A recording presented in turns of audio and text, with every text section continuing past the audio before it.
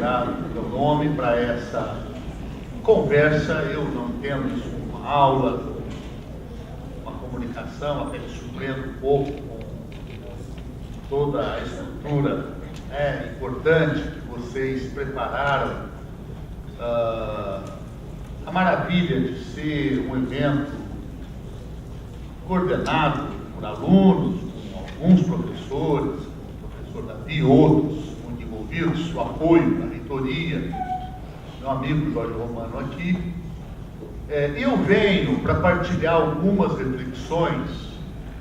Vocês me permitam fazer isso de uma maneira menos formal, de uma maneira um pouco mais dialogal, contando um pouco de causos, até porque estamos na véspera de um aniversário muito importante, que se celebra amanhã, os 100 anos de Antônio Cândido. Antônio Cândido, para quem não conhece,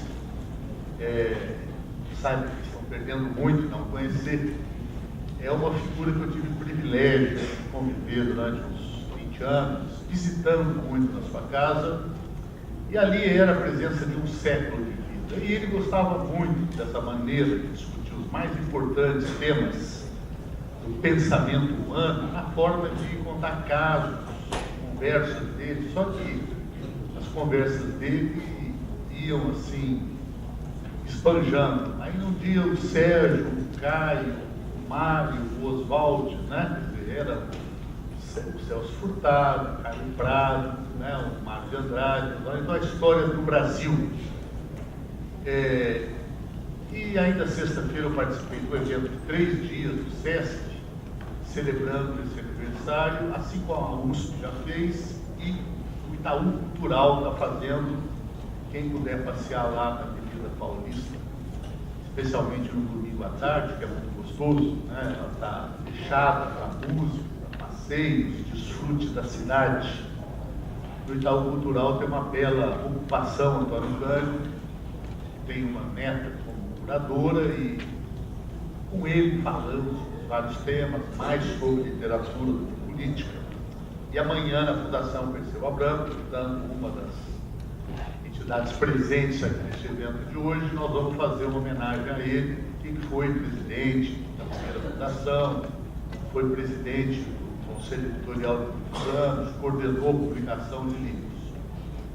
E dessa forma, quando eu fui convidado, claro, sempre que me pedem para falar sobre direitos humanos, me engano, me aquece, me incendeia. Quando vem relações internacionais e eleições juntos, já não é tão prazeroso assim, especialmente para a maioria de estudantes, professores de relações internacionais, não recebam isso como nenhuma agressão, provocação, mas é que as relações internacionais, pelo menos nos últimos milênios, têm sido relações pautadas pela guerra. Ponto que havia uma grande formulação, que a política seria a continuação da guerra por outros meios. E claro, se não tivermos um sonho profundo, forte, persistente, de paz, seguro que não realizaremos. Mas o que houve? Na criação do ser humano teria faltado uma pilha, parafuso, a propensão, a violência, né, a resolver as diferenças, com imposição. Os temas da condição humana são temas para os cursos de filosofia, teremos outras chances de falar sobre ele. Não esqueçam de ver também, pelo menos, a Hannah Arendt na sua Condição Humana, que discute isso. Mas certamente, entre as teorias filosóficas fundantes, nós temos que buscar alguma coisa que não seja, ou que balize o tema russoniano do bom selvagem. O ser humano é bom, né? E também provavelmente não corresponde à realidade completa. E nem o homem lobo do homem, da construção hobbesiana. Isso, na minha formação marxista, socialista, requer, inclusive, aprender um pouco aí com Freud e o freudismo. E a palavra agora passa para a filosofia, para a psicologia, mas o ser humano é, sim, o animal capaz de gestos de generosidade, de desprendimento, de altruísmo, que nós conhecemos dos grandes martírios religiosos, dos santos, conhecemos do heroísmo militante, de quem morre uma causa, às vezes pela defesa do seu povo, às vezes morre numa câmara de tortura e supera a racionalidade humana pelos seus valores éticos de não vou entregar o meu companheiro, porque se eu entregar, a minha tortura pode parar, mas alguém vai ser torturado, como eu estou sendo agora, ou estuprada, como era a regra no interrogatório das mulheres presas. Nós tivemos uma presidente da República, presidenta, que foi sabidamente uma pessoa muito torturada. O ser humano é capaz dessa generosidade da mãe. Durante 9 meses, ela passa fora do seu eixo pessoal para viver ali em torno da nova vida que vem dentro dela, e também no pós-natal, período de muito desprendimento. E o ser humano é o único animal capaz de torturar. Os animais se predam, se matam, se alimentam uns dos outros, mas não se torturam. Então, essa reflexão sobre o ser humano, e também uma reflexão mais geral, introdutória, sobre os direitos humanos, ode aos direitos humanos, é necessária para um corpo de jovens. Eu ficava olhando, pensando, vendo em vocês o jovem que eu fui quando estava lá fazendo 2 anos de medicina. Falei aqui, contei o professor Hart, né, que em 69, 70, depois das mobilizações estudantis de 68, estamos no aniversário redondo. Eu fiz 2 anos de medicina, o meu engajamento político levou à resistência clandestina, a prisão em 71, longos anos de prisão. Posteriormente, saí para me dedicar a um novo trabalho de base que havia nas comunidades eclesiais da Igreja Católica, que era uma igreja muito diferente da atual. Ela era a igreja de Dom Paulo Evaristo Arnes, ou de Cláudio Gomes no ABC, Dom Helder Câmara no Nordeste, Pedro Casaldálica na Amazônia, lutando pelos direitos humanos, pela justiça, pela igualdade, contra a repressão, pela liberdade, por uma democracia que nós não tínhamos. Nesse processo, trabalho sindical, eu trabalho há mais de 30 anos no Sindicato dos Metalúrgicos do ABC, sou um assessor próximo de Lula desde 1980, fui seu ministro dos Direitos Humanos, indicado por ele, fui 4 anos agora, até o dia 31 de dezembro, membro da Comissão Interamericana de Direitos Humanos, com sede em Washington. E me permitam também registrar uma emoção, sem estar preocupado que isso possa parecer cabotino, eu falando bem de mim mesmo, eu me sinto assim, mas eu, semana passada, fui a uma reunião em São José dos Campos, para fazer um contato lá com um importante pequeno sindicato, que é de ciência e tecnologia, um sindicato que é ameaçado de extinção, mas que agrupa os trabalhadores, todos os servidores federais, do INPE e do CTA, que são 2 glórias da tecnologia brasileira, onde se desenvolve o projeto espacial, a possível produção de satélites. Estamos numa área de relações internacionais isonômicas, igualitárias. Saibamos de passagem que todo o sistema de voo no Brasil é regido por satélites norte-americanos. No dia em que, por alguma razão, e isso quem me explicou fazendo esse gesto de mão foi meu colega Nelson Tobin, ministro da Defesa, no dia em que, por alguma razão, eles fizerem assim, lá no contorno dos satélites dele, todos os nossos voos noturnos, diurnos, eles se tornam cegos. E teremos de pousar com instrumentos, etc. Então, a ideia de relações internacionais, ela precisa começar um pouco por essa desigualdade brutal de que terá um país, a China correndo atrás, a Alemanha, a Rússia, por diferentes razões um pouquinho, mas tem um controle absoluto desse grau de domínio sobre os países, sobre os povos, as nações, os poderes de Estado, em que muitas vezes a empáfia de um Estado que enfrenta de uma maneira, muitas vezes retórica, é aquela de que, olha, a superpotência, ela tem tamanha força concentrada, vocês saberão melhor do que eu dizer isso, mas eu já vi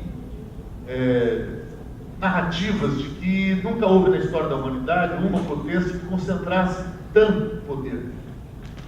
Alguém, o meu professor, Leonel Palsu, também meu colega de prisão, mas depois meu professor na ciência política, ele dizia, olha, hoje há um predomínio geopolítico militar norte-americano que talvez componha 60% da força terrestre, naval, aérea e espacial, sendo que na espacial é quase monopólio absoluto.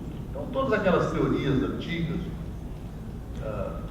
Heartland, o domínio terrestre, hoje tem uma realidade que nunca o Império Britânico teve, nunca nenhuma grande potência, nem a Roma Antiga, ou Alexandre Magno, reuniu.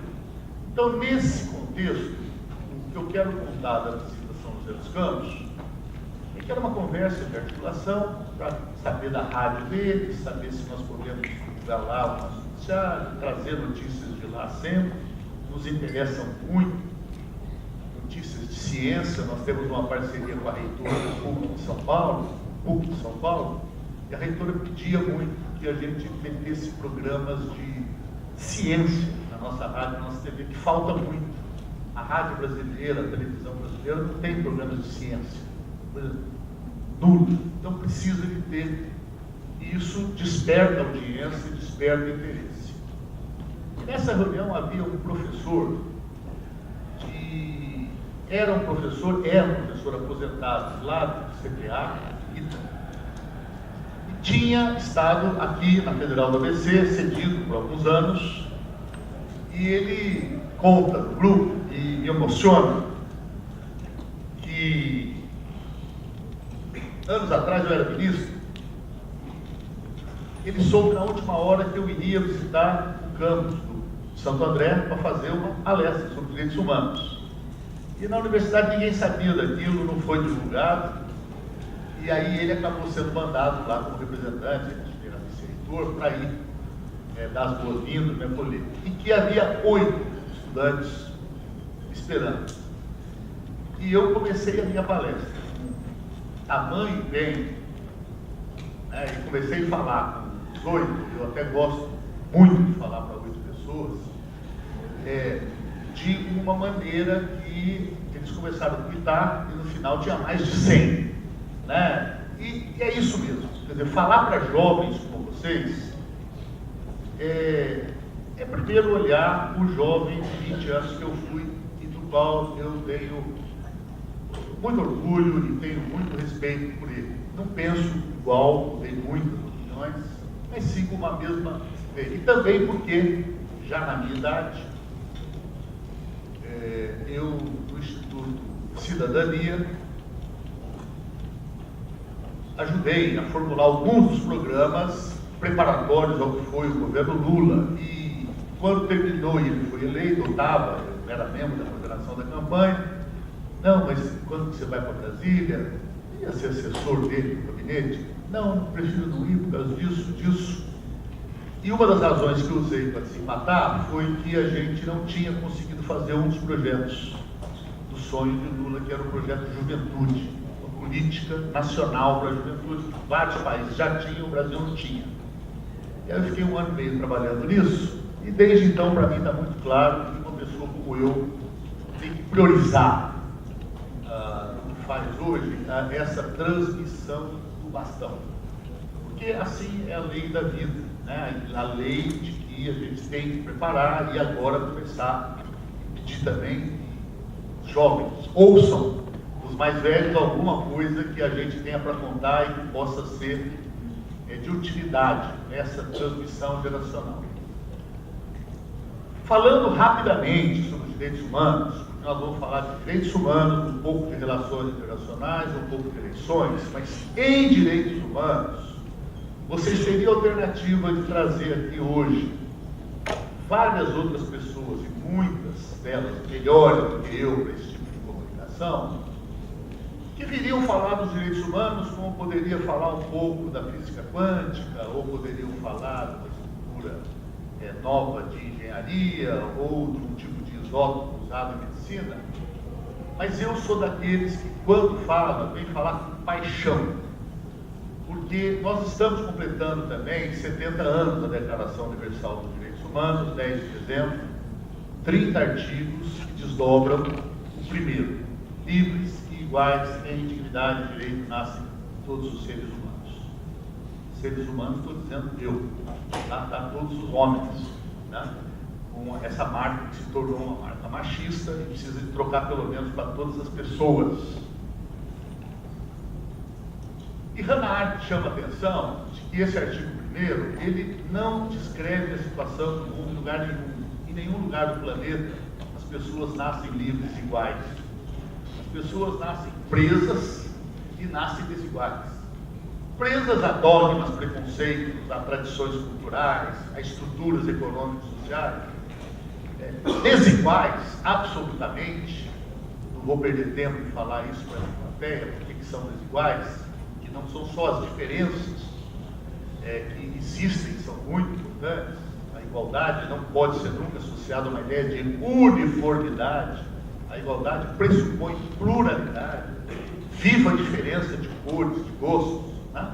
Que merda seria se todo mundo fosse São Paulino como eu, mesmo sabendo que São Paulo vive um momento de glória, apesar de tantos corintianos aqui presentes, etc. Tal.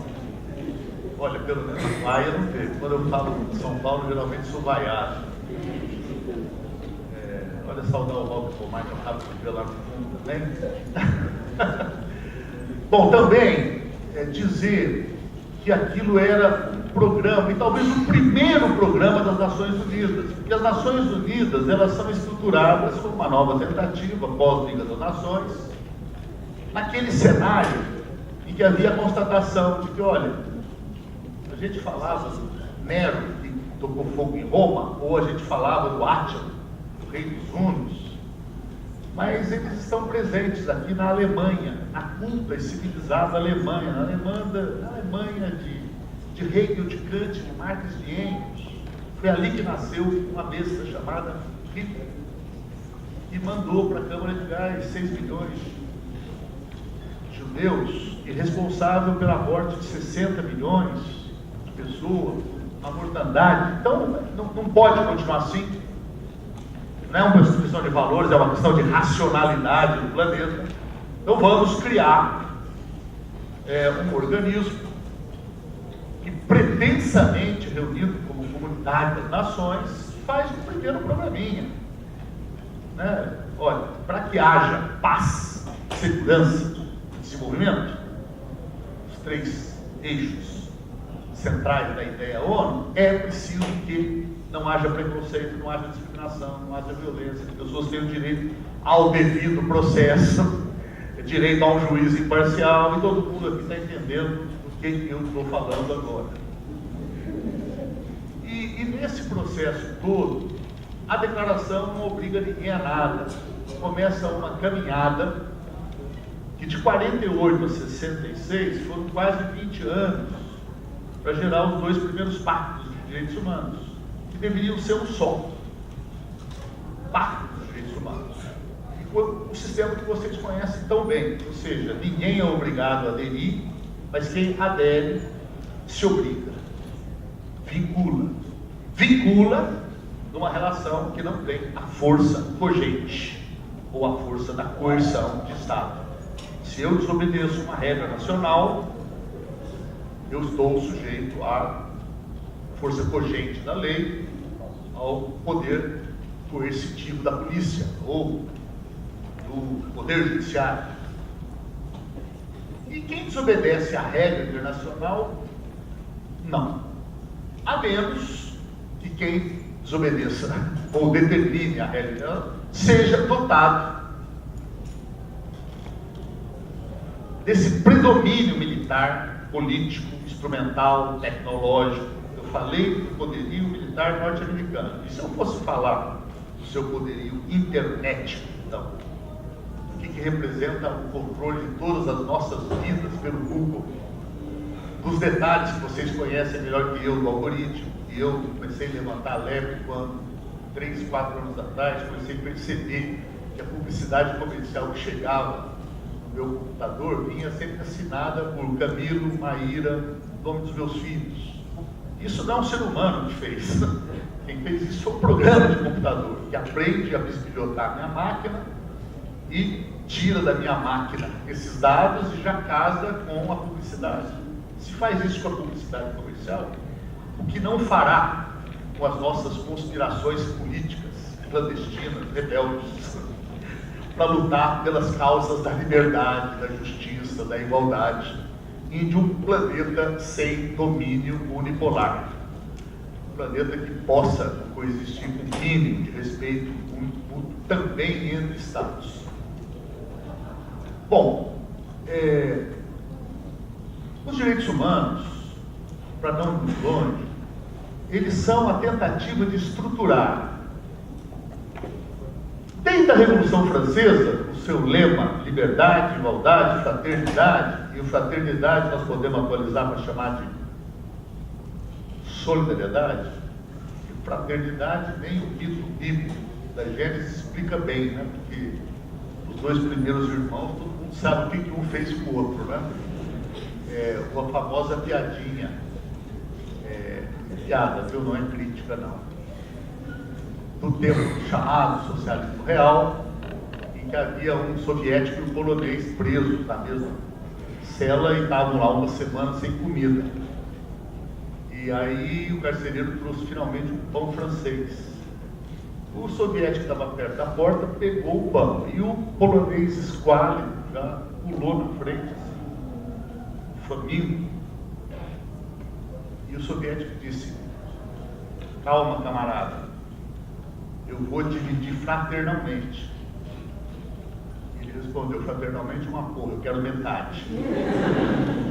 Então essa coisa do que é a fraternidade, né? Fraternal, nossa ajuda fraternal, né? Vocês ouviram falar muito, agora vem a ajuda, calma, vamos desconfiar. Agora, solidariedade não, é uma capacidade humana, só humana, e que pode ser exercida ou não.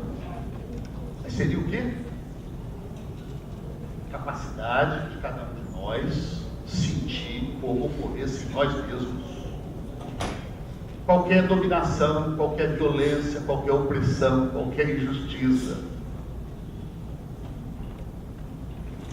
E isso é um projeto de vida a que os jovens estão chamados. Eu proponho que essa aposta seja feita, não porque haverá uma recompensa. Quem quiser ir porque haverá uma recompensa divina, valeu. Quem quiser ir porque haverá uma recompensa não divina, mas o meu nome aparecerá na parede como os heróis da luta pela nova sociedade, que vá. Mas que cada um faça essa aposta pela consciência de que vale muito menos a pena viver uma vida como é uma vida acentuada por critérios, disputas, egoístas, individualizantes, etc. tal, e a gente se adaptar a isso e achar, não, viver é isso mesmo, então vamos viver rapidamente o que nos cabe, vamos viver do jeito mais inconsciente possível. A ideia de ter horizonte, de procurar a angulação dessas tais de liberdade e igualdade, que também ninguém sabe muito bem o que são as duas. A Cecília Meirelles, grande poeta da Inconfidência, sobre liberdade, acho que definiu bem. Liberdade, essa palavra que o sonho humano alimenta, que não há ninguém que explique e ninguém que não entenda. E igualdade, eu já falei que não pode ser uniformidade e também, certamente, não é igualdade de oportunidades.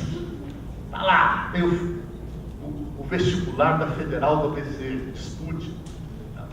É igualdade do ponto de partida, porque entre o jovem que tem computador no seu quarto desde 6 anos de idade, até menos, e o jovem que só tem computador num centro comunitário, né, ou quando ele aluga e paga, tal, não há igualdade.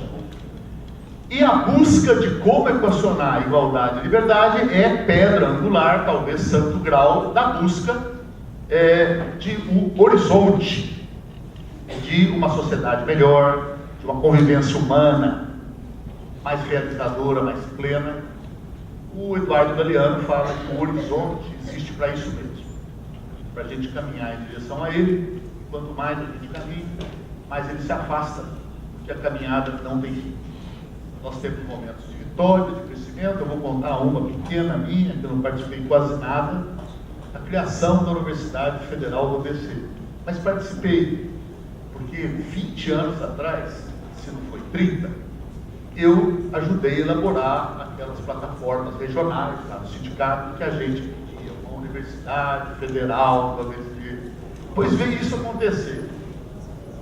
E está aqui hoje, convidado, para ver aqui nesses olhares, a esperança de que nós podemos, estamos nos preparando, vocês, para um engajamento superior na construção dessa sociedade melhor, superior, é uma realização de que vale a pena enfrentar os momentos de dor que eu já enfrentei, e esse momento de dor que nós estamos enfrentando no Brasil, onde a lei deixa de ser lei, a regra da lei depende de quem é o réu. Se for um, vale uma coisa, se for outro, vale outra. O voto do Gilmar Mendes defendendo Temer daquele processo de impeachment dele. Ele, do ponto de vista do direito, é impecável. Ele vira para os seus colegas e fala: se vocês querem tirar o presidente da República, o caminho para tirar é o voto, não é o poder judiciário que não é eleito, etc. Só que ele não falou isso um ano antes, na hora da Dilma. Ele podia ter feito o mesmo discurso. Então, o direito está assim hoje. E também a dominação do monopólio de mídia leva as pessoas a terem dos direitos humanos a visão distorcida. Vocês conhecem também? Direitos humanos para o humano direito. A supressão dos direitos humanos só depende dos presos. Só existe porque a Rede Globo é o que é, a Bandeirantes é o que é, a Record é o que é. Porque se essas televisões, só elas, fizessem campanhas explicando o que são direitos humanos, como alguns países capitalistas do mundo fazem, a Alemanha ensina no banco escolar o Holocausto e tem excursões obrigatórias a conhecer os centros de extermínio. E nem por isso o jovem alemão gosta pouco da sua Alemanha. Nem por isso a seleção de futebol da Alemanha é pior que a brasileira, 7-1, deixar isso claro. E nem por isso a Alemanha deixa de ter vitalidade como nação, rapidamente se reconstruiu como a maior potência europeia depois daquela destruição.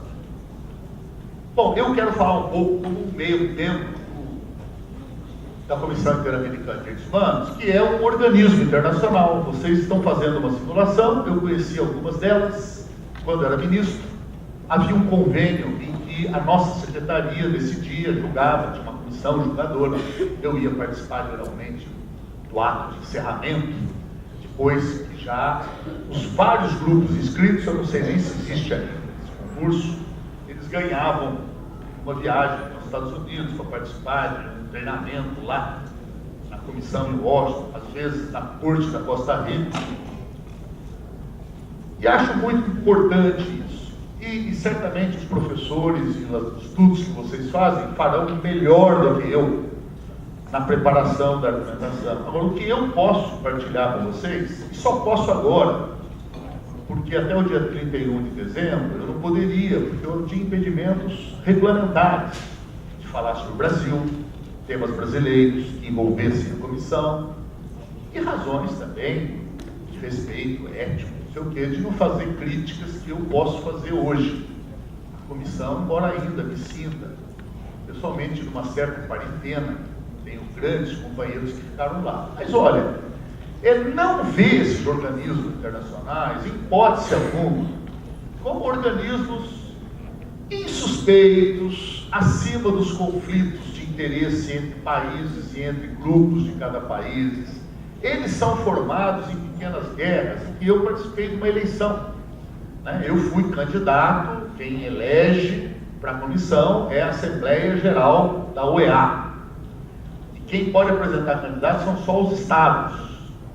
Então, eu já sendo uma pessoa com bom contato, pelo meu papel como ministro, com as organizações da sociedade civil, eu tive sabatinas aqui no Rio, no Itamaratizinho, em que amiga minha, desenvolvimento, jovem, mas ministro, eu gosto muito de você, não sei o quê, papá, mas será que o senhor terá autonomia, sendo tão ligado ao Lula como é? Eu respondi, olha, primeiro eu não posso participar de nenhum caso brasileiro. De fato, eu só sabia de casos brasileiros, pela pasta que a gente recebe, pelos números pulados. Pulava o número 8, eu sabia, esse caso é brasileiro.